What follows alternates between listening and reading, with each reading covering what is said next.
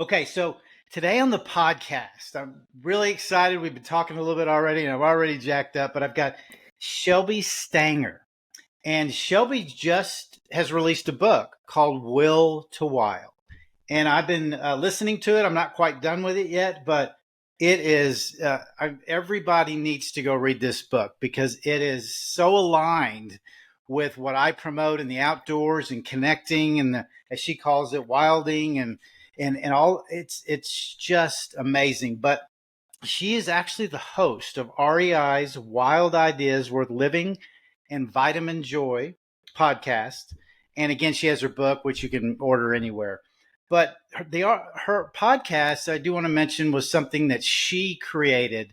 Um, the uh, the Wild Ideas Worth Living was her idea. She created. She brought it to life, and REI became a sponsor, which she sought out, which was very aligned. And then they end up owning it, and still she's still the podcast host. So I'm just very, very happy that you're here and so excited. Well, thanks for having me, Scott. It's really cool to meet you. I've heard a lot about you. And when I found you, I was like, this guy's message fully aligns. And, Yeah. I didn't expect it to come in the package of you, but like you're an unlikely character to be promoting Yes, this, but it's what makes it so great. That's your secret sauce. And, absolutely. we don't have enough self-care savage in the world. So it's just a beautiful thing that you're doing. Excited to Well, talk thank to you. you. Yeah, appreciate it. Well, like I said, I've been diving into your book these last few days. While I've been on trail a little bit, and like I was telling you earlier, it is. I envy the way that you're able to tell your story and tell the stories of people that you interviewed, and I'm a very visual person. So even from the very beginning of the book, when you're talking about your surfing and you were talking a little bit about kind of starting out and kind of where you were surfing at, but you would talk about the environment. And I think you were trying to overcome a fear. You have to correct me on some of this, but overcome a fear around what you wanted to surf. I think you were wanting to surf this one particular spot, but you were talking about just describing it and describing a little bit of what was bringing your fears up. There was some danger to it. I mean, if you wiped out, I'm sure it was not going to be a pleasant experience. But from I latched on to things, just the talking about the muscles, that were connected to the rocks and the whatever else, that's underwater or whatever they're connected to. But just all those things, I can get a lot of visuals out of that. So then when you just get into the stories with the other people and I think that's gift. That's a gift, and whether you were born with it or you learned it, overcame anything from it, it's just absolutely incredible. Well, So I learned a thank lot. you. I appreciate it. I've been writing since I was a kid. So I'm lucky. My mom was always a really great storyteller naturally. And I started writing at age 11 in a diary.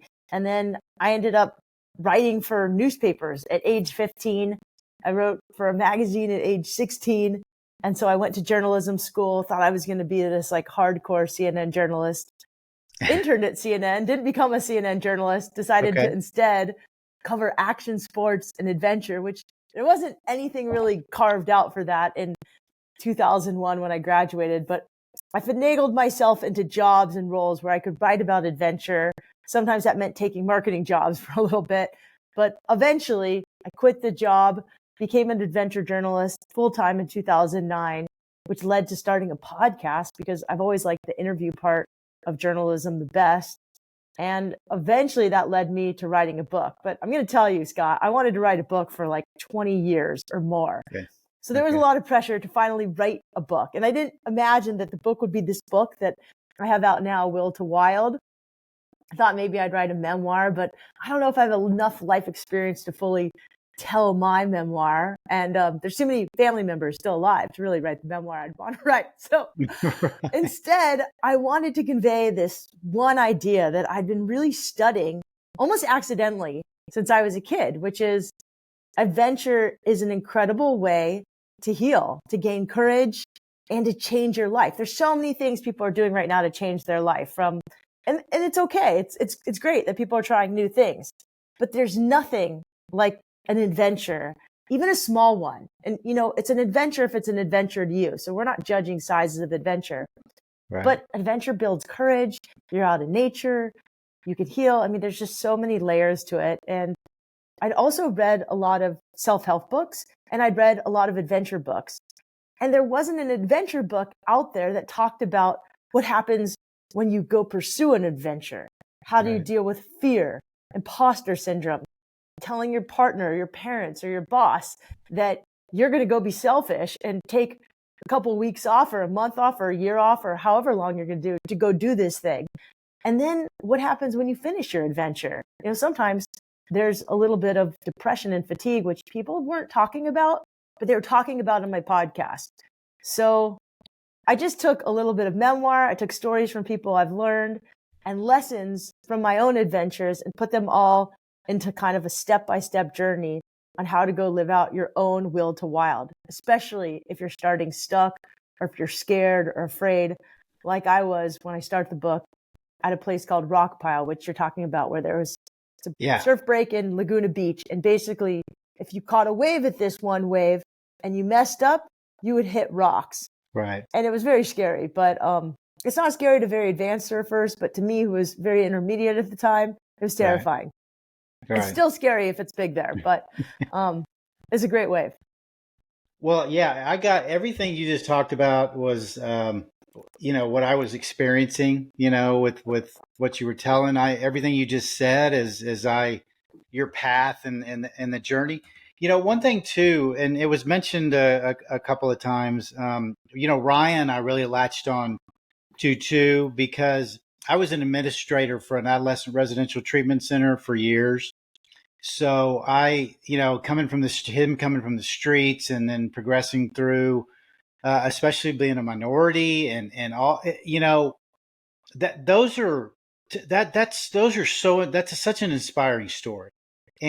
And I'm going to trail back to a couple of things you said. This is the other thing that I really admire about people like you. And I hope you write a million other books and go deeper in this, because I don't know if I want to write another book, Scott. That was really hard to write a book.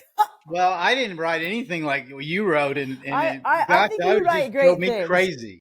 But you give people, not only do you tell the story, but that other piece that a lot of people don't have, or I haven't experienced, but you have solutions. You give them ideas of things to think about, and that's that other piece where that's guiding people somewhere. Not only, saying, hey, here's what's worked for me. Here's what I'm doing. Here's the people I experienced. And, and here's some things that might help you if you decide to go down that path or that road. And then you talked about when people come off the adventuring, it's like anything else, you have to be in a mental state to be ready and take care of yourself. It's hard, and it's a never-ending journey. You kind of mentioned how I wrote this book, and it was an untraditional kind of idea. It was a little challenging to sell the idea, but I am not a huge reader like you. I'd rather be outside adventuring. And so I wanted to write a book that was easy to read, that had a lot of different types of adventures, so people could relate, from, a 55-year-old who started really getting into adventure in her 50s and became an ice climbing guide at age 55 after, being a mom, to, twins who are young and paddled from Alaska to San Diego, actually all the way to the border of Mexico and San Diego on paddle boards, to, the first outdoor drag queen, a body positive runner, my own story, and everything in between. And I wanted people to also have, if they were already read the book once or they just wanted to get quick tidbits at the end, there's just like advice on kind of what to do. And I'm not an expert. I'm not a therapist. I'm not a doctor. I've just interviewed a ton of people who are a lot like me, and, adventure has helped them in their life, whether they need to make a change, or maybe it's like change a habit, maybe it's change a relationship, change a job. Adventure for me has always been a good catalyst to develop the courage to then make that change Yes. off the trail in life. But yeah, I think, when we do an adventure, if sometimes we set out, we prepare something like the AT, which is really hard, takes a lot of prep, takes a lot of mental energy, takes financial energy, everything. And sometimes it doesn't always go as planned. I mean, that Nope. is what an adventure is. When it doesn't go as planned, even Yvon Chouinard says, like, it's not an adventure until something goes wrong. But that's where we grow and that's where we learn. And sometimes the best parts of ourselves develop. It's not easy. But when you're in nature, you do get these wonderful metaphors that you can apply to your life. I think in some ways, the reason why I like adventuring in nature as a catalyst to change is because when you do an adventure in nature, it sort of tricks you into being present and Right. almost meditating. Yes. Try and surf a wave, climb a rock, and you have to pay attention. You have to focus or you'll fall. Even when you're hiking for long distances, you kind of have to get into a flow state or a meditative state. Yes. You And talk you don't about that. mean to. Also, I think there's so many great things in nature. Nature doesn't really care how much money is in our bank account, who we are, what we look like, what our political views are. It's kind of a great equalizer. It's There's no not always, judgment. yeah, There's it's no not judgment equal in to nature. get to nature always. That's true. And people will judge, but nature doesn't really judge. And, what I've learned is from nature recently, a lesson that I've learning is to appreciate the imperfections in myself. I have this autoimmune condition called vitiligo that makes patches of my skin turn white. And it's maddening because I'm pretty vain. I'm from Southern California. I'm often camera facing. And, I look at trees and some of the coolest looking trees have spots on them or like curves or weird things on them. And they're not judging themselves. At least, I don't know. I mean, I'm not a tree, but I'm assuming that they're not judging themselves. Yeah. And, You can't hear it anyways. yeah, but I mean, that's gnarly that you went through that on the AT. And a lot of my friends love David Goggins. I think we all do. I love David Goggins too. But like, I have a friend who even wrote his book. He's the Yeah. You guy who talked about wrote the the book, ghostwriter Adam. in there. He's Yeah. great.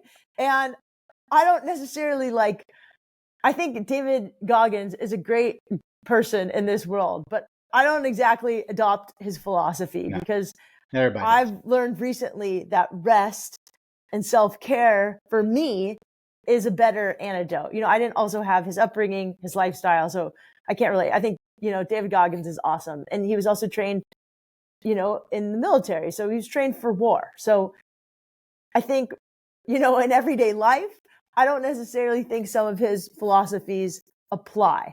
Right. But don't get And me that's wrong. where Goggins comes in the back of my head when I'm running too. I'm like, come on, Shelby, do this. Or what does he say? He's so funny. He has a saying that he says that's hilarious. But yeah. uh, yeah, I know exactly what you're saying. Yeah, Stay he does hard. have Stay hard. yeah, stay hard. Exactly. Yeah. Stay hard. I mean, I love it. I try to stay as hard as I can. And then when I know I'm going to actually break myself or injure myself or it's going to be detrimental to my body, I'm like, okay, I'm going to get soft and that's okay. Well, that's one of the things I was going to mention kind of in through this. So, yeah, David Goggins just for me, David.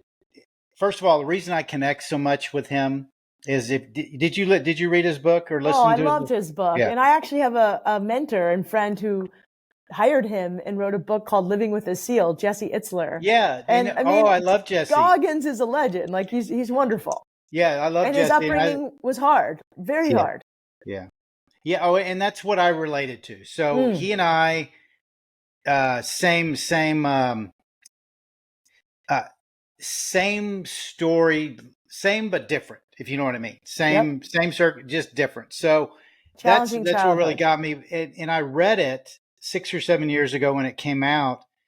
That was one of those things that, boom, took me from. It was one of those leapfrog moments for Mm. me and my self care and where I was going because it was all about this, and that's where I needed to go hard, and that's a lot of where the savage stuff came from, and all that was because I had to fiercely protect this, control it, because my demons can be a little different. They're not any more so, or however anybody else was their traumas or what traumas they did or didn't go through. but I needed David Goggins. I didn't need somebody, pat me on the shoulder, it'll be okay. Hey, let's go take a walk. Yeah, I needed somebody to slap me upside the head, just, beat me down and to where I could get that connection that I needed to get control of my mind. But I'm going to get off of that because that's not. Well, that could be a whole other podcast, and that's we could really go on interesting. about all that. But I agree with you. I want to touch on one thing. So, like, there is a woman in this book who's a Holocaust survivor, and she says, don't compare our suffering. She's a Holocaust survivor, and she's a therapist. So imagine going to her as your therapist. It would be hard to probably bring a problem to her knowing that she went through Auschwitz. Like, there's probably nothing that we can imagine worse than Auschwitz. She says, Shelby, we need not to compare our suffering. Yes. Everybody has their own prison in their own mind, and that's what they need to pay attention to. And we each have a choice. And she also is the one who taught me that self-care is not selfish. Yes. So yep, I heard you say that too. She's also became a sex therapist, right? Yes, and she's hilarious. And she told me that the key to like life is a good orgasm or something, and it was so embarrassing. She told me that right in front of my boyfriend. It was hilarious. But here's the thing: so you have to remember. I'm not trying. Look, I just really need to recognize people that have an impact on me, and you did with what I've listened to so far. Here's why, and here's the storytelling. It's just like the story you told about her. And when you first started talking about it and talking about her story, I was there. It was not, what was in my head was not the same people. It didn't look like that. It wasn't the same, but it was a desolate kind of environment. The story you led up to this first part was when you talked about the soldier that walked up and found her. And he found her. It was her that the soldiers walking by a pile of dead bodies, and he saw her hand and pulled her out. Her back was broke, and I was just like, "Oh my God!" So first of all, I'm so great. It just brought me right into a whole grateful state of, "Oh my gosh!" And then just like, how can anybody, and then especially after getting through your story and how she healed, her healing, and then getting back out and engaging back in the world, and then becoming a therapist, all this stuff, and I'm like, that is just incredible. How could I ever be concerned about anything that would happen to me or happen to me? That is such an uplifting story to me. Is sad as you can look at it, and some of those points, but just incredible. So that was very, very inspirational. That overall, even though those things were in it, but I couldn't have gotten there if you didn't put me there. And then just the twins and all.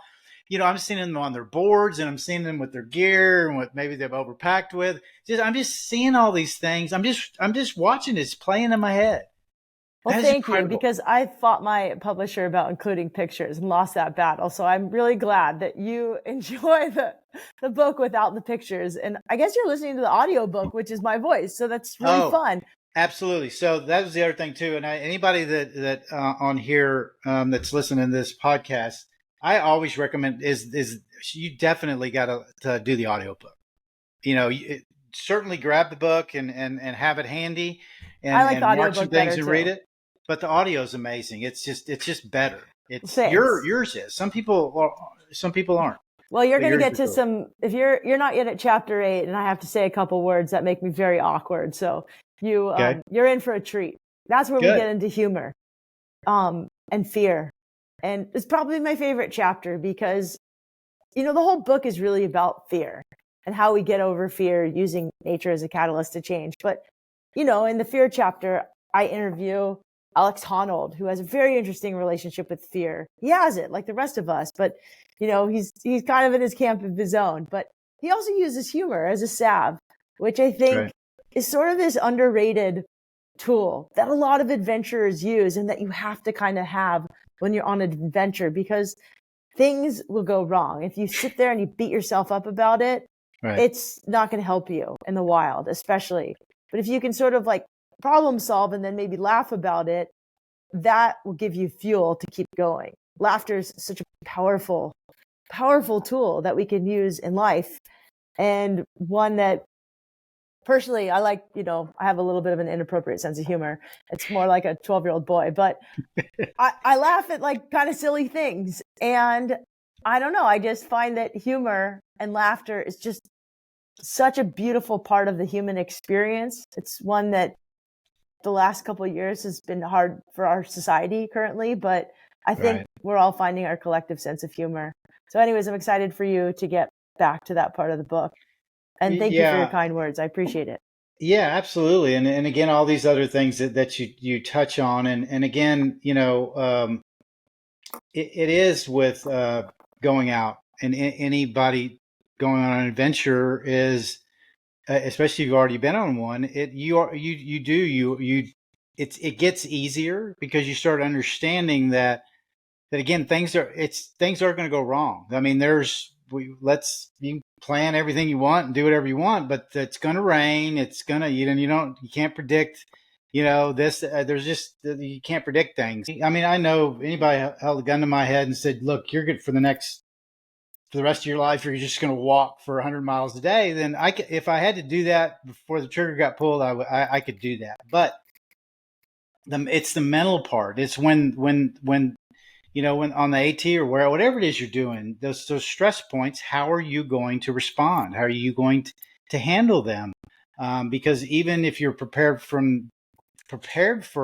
what you're not predicting, those are good messages that you talk about in here too. Because you also talked about for a minute about how you kind of went a little hard on yourself for a minute and messed yourself up a little bit. Yeah, I mean, there was like a season where I was trying to be this like adventure journalist. And at the time, there wasn't many female journalists. So I was trying to do these crazy things. Like I got invited to paddle a portion of the Amazon River. I was surfing waves way out of my league.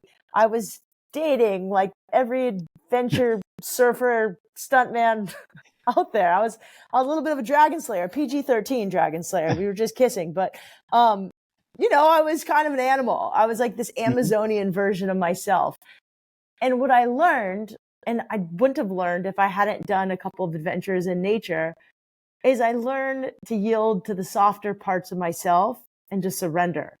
And I think, when you're in the pain cave, you are sort of forced to surrender and kind of be your most authentic self. And you kind of have to scrape away all the BS and all the extra stuff and the stories you tell yourself and let that stuff go. And I've just never found like a faster way to do that than to go out and do an adventure. For me, I didn't discover that I was becoming an Amazonian version of myself until I literally went to the Amazon and I got asked to paddle a remote portion of the Amazon River in Peru. It wasn't hard. Anybody could have done it. Your grandma could have done it. We stood on inflatable stand-up paddle boards and paddled down. Yeah. But mentally, it was a mind F because we weren't sure what was below us or lurked underneath us. And, just as you can imagine, it was not the rainy season. And what did it do? The first night we camped, it downpoured on us. We woke up. I wore these really cute capri pants. I honestly wanted to wear a bikini, but I had DEET, I had bug spray, I had all this toxic stuff that I would never use today. And every inch of my body that was not covered in actual clothing, they didn't care about the DEET. The Amazon bugs just mauled. They're probably sand fleas or sand flies, or I don't know what they were, water bugs. Are these the big bugs you talked about? No, they were little bugs, and they just destroyed me. And you couldn't really see them, and my ankles swelled to cankles. We were so itchy. It was so hot. Our photographer got chased by a mini crocodile. I had to stand off with a turkey vulture when I was trying to go to the bathroom, and it kept sticking its neck out at me back and forth. And I don't think it had ever seen a human before, so it didn't know what I was. I knew it. I wasn't really sure what it was either, but I had to go to the bathroom. And, eventually we kept paddling, and our guides told us we were going down this river. We had guides because we weren't stupid. I highly recommend hiring a guide when you can, especially if you haven't had a ton of experience. guides are not that expensive depending on what you're doing. There's always a way to find someone who's an expert who you can pay, not necessarily even with money, to like come along with you. If you're scared or you've never been to the Amazon before. Anyway, so we had guides. They told us to round this corner into a bend that went into a cove. And the area was called a clay lick, which is a giant cliff made of clay, basically. And birds feed on it. And as soon as we rounded this corner into this cove, the sound of, we were on stand-up paddle boards, the sound of our paddles hitting the water sent hundreds of birds flying. And the sight was incredible because these weren't just any birds. These were wild macaws. So they're parrots, redheaded, blue-bellied, scarlet-beaked, a mix of each. And at that moment, when I saw these colorful birds, every single one of us in the group, our jaws dropped in awe. And after that, the rest of the trip flew by. But I think that's the point of nature, is there's so much in our life that's predictable, but there's still these, especially now with cell phones and technology, etc. In nature, there's still a lot of places and things to do that are unpredictable. Yeah. And that's when we can experience this crazy emotion called awe. And the reason why I think it's so awesome and so amazing is that awe can instantly take us out of our heads. If we were in a bad mood, maybe we had a fight with our boss, or we were in traffic, or we had a hard day at work, after experiencing awe in nature or anywhere, something happens immediately afterwards. You forget about your crappy mood, you soften, you become more grateful, you realize kind of how much smaller and more connected we are to each other. And then your ability to get out of your own way so you can do the thing you want to do without resistance automatically increases. Yeah. And I think that's why you're so drawn to adventure. And if anybody wants to try this, go look up at stars. It's the easiest thing to do. I live in a city, so there's a lot of light pollution around me, but I can drive 15 minutes inland, or I could go to the beach and I can see some stars anywhere. And, realizing how small we are and yet how connected we are to each other will help dissolve this sort of extra noise that some of us have, this noise that's not helpful, and let it go. Yeah, I think when you were talking about that kind of things washing away with that awe and everything, and it brings you into perspective of where the world's really big. I mean, there's just a lot there, but it brings you right here, brings you right into the now. To the and now, exactly. That's what's so important.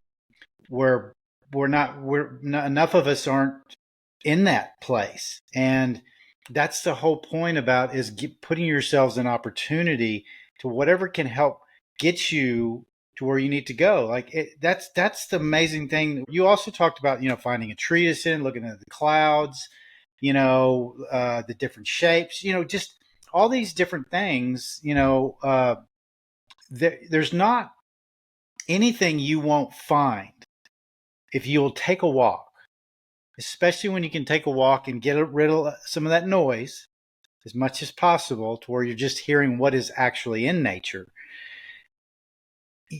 There's there's a connection somewhere. You're going to find your connection. If you want to hug the tree, hug the tree. If you want to, look at the clouds, or go at night and take some sleeping bags and lay on the beach somewhere with somebody like you talk about, and look at the stars. You find those things that help bring you into that now, which takes you out of the past and what you're staying in, that leads you into all that fear of thinking about the future. And if we just get here, if we can just get here and stay in this more, that's where the healing, that's where all of that stuff can calm down and happen. You talk a lot about failure, and that's something that's challenging for a lot of us. But I think it's why it's so good to try a sport like rock climbing or surfing, because you fail a lot. Yeah. And you learn to love failing. Like falling off of a surfboard is super funny and super fun. Same with rock climbing. You're going to fall a lot. And, fail and fall enough times the trying gets easier and the success actually starts happening more and more and more. But you can't ever have success if you don't try. And so I know So you important. talk about that, and I love that you talk about trying. And I think that's what's so cool about adventures. Like, starting is the hardest part of any adventure, just getting to the trail. That is the hardest part. Finishing is the icing on the cake, and it's great, but it's usually pretty anticlimactic, as we've noticed. Hiking the AT, sometimes it was pretty anticlimactic. You had to just kind of get off of it. But starting, that is where like the secret sauce is, I think. Yep. Just start, right? You even said that in the book. Just start, you know? Yeah. Yeah, The book, I think it's really important. One of the friendly reminders that I did a while back, and I probably need to repurpose that or reboot that. But I said, and I remember exactly where I was when I was talking about that. I was in Colorado and I was around the Durango area, and I was walking actually a forest road. I can remember exactly what I'm wearing and everything. And isn't that weird? But the friendly reminder and what I said is I said, if you're not willing to fail, you're never going to learn. I mean, you just don't. That's where the learning is. That's where you have to be willing to take those hits. But it's not just, with what you just said with that, and it's not just with doing an adventure. It's like what you talked. So this is what I love about you and the way you tied things in that I really resonate with, because I used to play around in the business world and think I was something at some point, but you know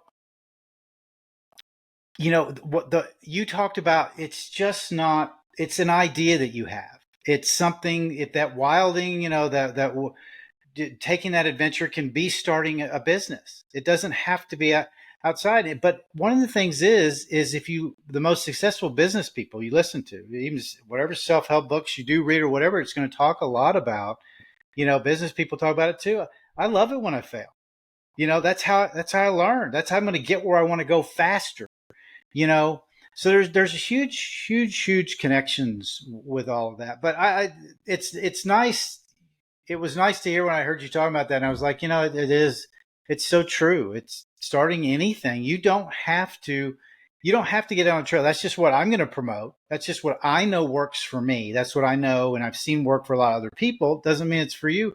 It might be going and starting that rock climbing. But the story you told about the guy starting the rock climbing. yeah, but he didn't Deal. start his rock climbing business until he went on the trail. I think some of the best ideas come when we're outside in nature. And, he was definitely suffering, and he was in the pain cave. Yeah. He actually biked from Alaska to Patagonia. And it was 7 months later, while he was all the way at the end of Patagonia, when he was like in the pain cave, the wind was going like completely at his face. He was going about 5 miles an hour, which in the bike world is pretty slow, and he wasn't going anywhere. And he had this idea that he would imagine everything that brought him joy. And he imagined this rock climbing gym with a community and a barbecue, and it would be open 24 hours a day. And there wouldn't be a mean front desk person. You would just be able to enter with like the honor system. Honor system. And he ended up creating this. Yeah. And what's so cool is that when he came back to start this business, he was able to get investors very easily. Right. Because he's a guy who basically said he was going to go bike from Alaska to Patagonia, and he didn't really have any experience. He had never ridden a bike with clip-in pedals. He had never really camped properly before consecutively, and he did it. And so here was a man who said he would do something and did it. So people trusted him and decided to invest with him. And now he has like 6 big community-based rock climbing gyms around the country, and they all have an emphasis on kindness, which is really cool. Yeah. Yeah, which is another thing we lack in this world a lot. Yeah, but kindness, not just to other people, but what you talk about, kindness to yourself. Yeah. Yeah, it's you the only way that you're better for others, and the only way that you're ever going to be is you have to get there for yourself. Yeah. So anyways, I get off again. Well, I'll draw actually, back in. I I think acts of service and getting outside and helping others along the Yes. way is a really cool way to get out there. My best friend started an all-woman surf school called Surf Diva, and she's probably the one person in my book who's touched the most lives in the world. And as a young girl, I taught surfing to women. Right. And I think I learned as much about myself getting over fear and helping women getting over their fear of the ocean and of waves. Right. So like if you can take someone else hiking, I know you're trying to get more social, but introducing someone else to the outdoors, showing Absolutely. them stars, taking them rock climbing, taking them surfing for the first time, it's a pretty incredible feeling. And you haven't gotten to this part of the book yet, but I won't give it totally away, but there's a section on trail angels. Yeah. And there's a couple in San Diego that you've done the AT. So like, you know what trail angels are. On the actual trail, they're people that magically come and give you rides when you need it, provide water, incredible. fresh fruit. But there's a couple in San Diego that does this full time every year at the start of the PCT season. And they don't ask for money in exchange. They just love being on the cusp of someone's life-changing adventure. They do it out of the kindness of their heart. And the only thing they ask for people in return is to pay it forward. Oh yeah, you've got Barney and Sandy. Barney Mann, he is, his trail name is Scout, and Barney and Sandy Mann are in San Diego County. They open their house for a couple of months every start of the PCT season around March, April. And they post their phone number online, which is like totally crazy in 2023. And people come, they show up at their house. They are allowed to tell them their dietary restrictions. Barney and Sandy cook 2 fresh homemade meals every day, drive these people to the AT&T store, drive them to get goods at REI. They let people ship boxes from REI to their houses, and then they drive them to the trail so that they can start. And what do they ask for? Nothing. They just ask for people to respect, leave no trace, and to pay it forward. That's all they ask. Incredible. Trail angels, especially at that level, are and they're absolutely incredible. They're not like rich. They're just normal. They're like, he was an attorney, so he did okay. She was a teacher, a high school teacher, taught molecular biology, but they're like, I've seen their house. It's a very modest, normal 4-bedroom house in a cul-de-sac in a town called University City.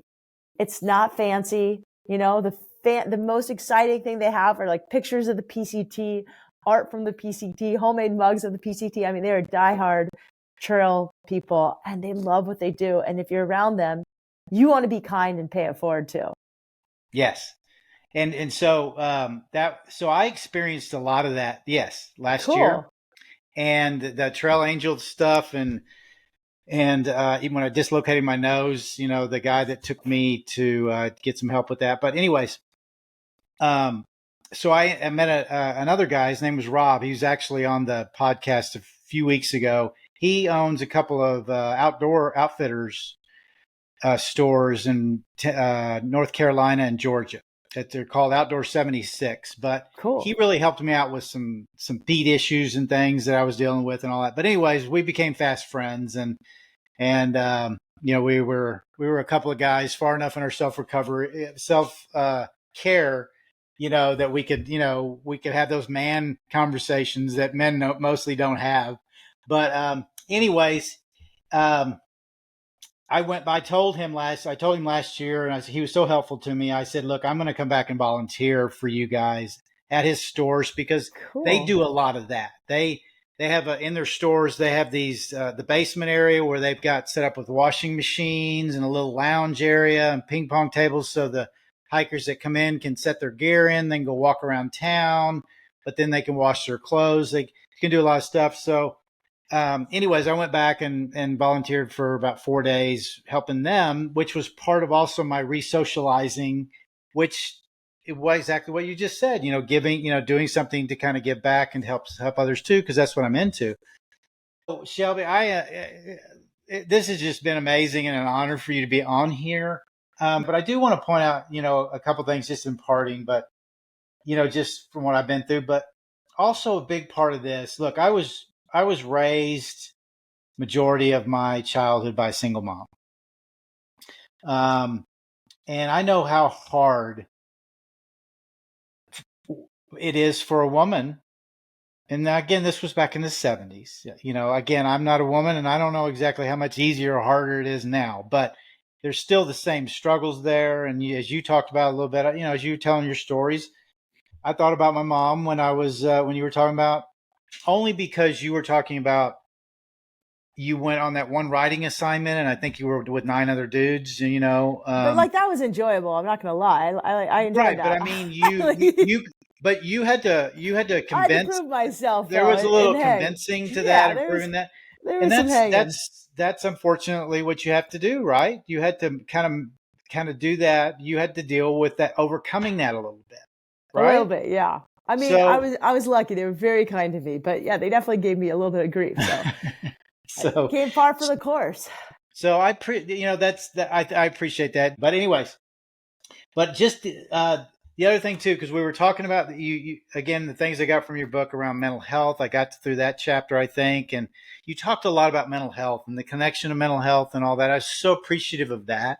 That was Thank another you. thing I'm glad I hit before we came on here, because otherwise I wouldn't have, been able to listen or speak about how important that is. With this, all ties into that, and the outdoors is such a huge benefit around it. But and then the community part, which I think was before the mental health, with the section on the community, which is what I'm doing right now. See, it's another thing. It was just kind of like the things I needed to listen to today were I needed to hear before I came on here. So I'm not everything is, connected somehow. And I do think there's someone greater than me. And I do believe there's forces driving things to do things. And I just think this is one of those times where I felt a little bit like that was put in front of me before I ended up coming on here. I don't know. Well, well, Maybe, maybe thank not. you. That brings me a lot of joy. I'm glad that the book resonated with you. And that's probably it. I'll save all this for another day. Maybe we're on a beach somewhere. You can teach me how to surf or I something. love that. I love that idea. Well, thank you So for having me on, Scott. You're a yeah. joy, and where to send people to. You can get Will to Wild everywhere books are sold. It's called Will to Wild Adventures Great and Small to Change Your Life. They sell it at rei.com, Amazon, Amazon.com, Barnes and Noble, your independent booksellers, maybe even some of your adventure retail stores if you ask them. And I'm easy to find. I'm shelbystanger.com and Shelby Stanger on Instagram. And you can listen to Wild Ideas Worth Living and Vitamin Joy. Vitamin Joy has been on pause, but both podcasts, I'm really interested in the intersection of mental health and adventure with Wild Ideas. And with Vitamin Joy, I'm interested in the intersection of mental health with humor. And so you'll see a little bit of overlap, but they're a little bit different. And you can get it anywhere if there's a podcast. And everybody go get her book, and everybody listen to her again. The outdoors and the connection with everything that can just benefit your life and move you forward is right there in her book. Go get it. Thank you, Scott. I appreciate it. Absolutely.